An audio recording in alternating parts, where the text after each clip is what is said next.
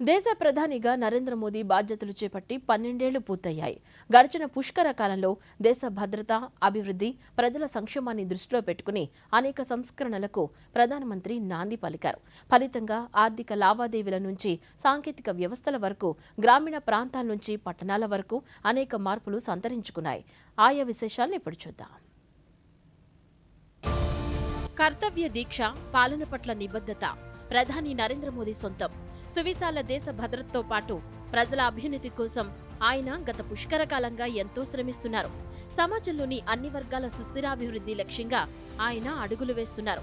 ఫలితంగా దేశం మునుపెన్నడూ లేని విధంగా అభివృద్ధి పదంలో దూసుకుపోతోంది.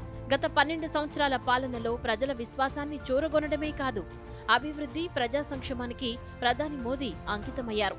140 కోట్ల దేశ ప్రజల ఆశీస్సులతో దేశమే ప్రథమం అనే స్ఫూర్తితో యువత, మహిళలు, రైతుల సాధికారతే లక్ష్యంగా తాము అన్ని విధాలా కృషి చేశామని ప్రధాని సగర్వంగా చెప్తున్నారు.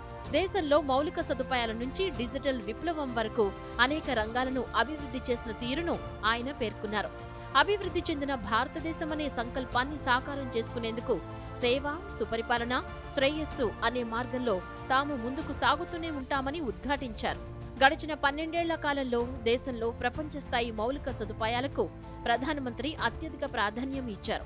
కొత్త విమానాశ్రయాల నిర్మాణంతో పాటు వందే భారత్, నమో భారత్, మెట్రో రైళ్లు సహా అనేక రైల్వే నెట్వర్క్లను విస్తరించారు. చీనాబ్ రైల్ బ్రిడ్జ్ నిర్మాణం ఓ మైలురాయిగా నిలిచిందనే చెప్పాలి. రహదారుల విస్తరణ, కొత్త నిర్మాణాలు వంటివి గత పుష్కర కాలంలో కనీ విని ఎరుగని రీతిలో సాగాయి. ముఖ్యంగా Ganga express way, Delhi Dehradun economic corridor వంటి ప్రధాన ఎక్స్ప్రెస్ వేలను అభివృద్ధి చేయడంతో ప్రజలకు రహదారి రవాణా మరింత సులభమైంది. ప్రధానిగా నరేంద్ర మోదీ ఒకవైపు దేశంలో మౌలిక సదుపాయాల కల్పనకు ప్రాధాన్యం ఇస్తూనే మరోవైపు దేశంలోని మహిళల సాధికారతకు మరింత ప్రాధాన్యం ఇచ్చారు. 6 కోట్ల మంది మహిళా పారిశ్రామికవేత్తలను సృష్టించే లక్ష్యంతో లఖ్పతి దీదీ పథకాన్ని ప్రవేశపెట్టారు. అలానే మహిళలు ఎదుర్కొంటున్న గర్భాశయ క్యాన్సర్ను నివారించడానికి దేశవ్యాప్తంగా హెచ్పివి టీకా కార్యక్రమాన్ని అందుబాటులోకి తీసుకొచ్చారు. ఈ కార్యక్రమం ద్వారా దాదాపు 1,15,00,000 మంది బాలికలు లబ్ధి పొందారు. అలానే ఆర్థిక, ఆరోగ్య భద్రతతో పాటు రాజ్యాంగ సంస్కరణల ద్వారా మరింత రాజకీయ సాధికారత కోసం ప్రయత్నాలు చేస్తున్నారు.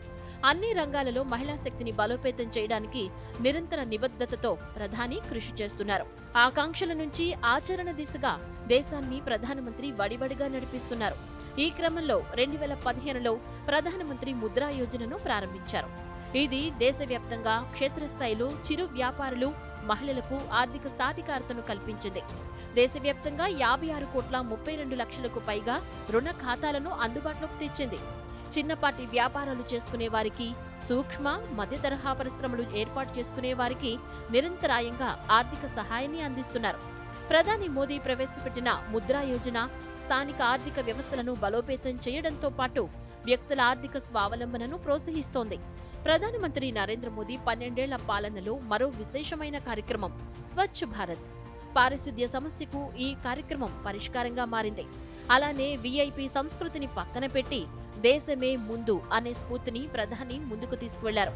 ఇక దేశ భద్రతకు పెను సవాలుగా మారిన ఉగ్రవాదాన్ని నిర్మూలించేందుకు నిర్ణయాత్మక చర్యలు తీసుకున్నారు. అలాగే రాజకీయాల్లో యువత భాగస్వామ్యాన్ని ప్రోత్సహించారు.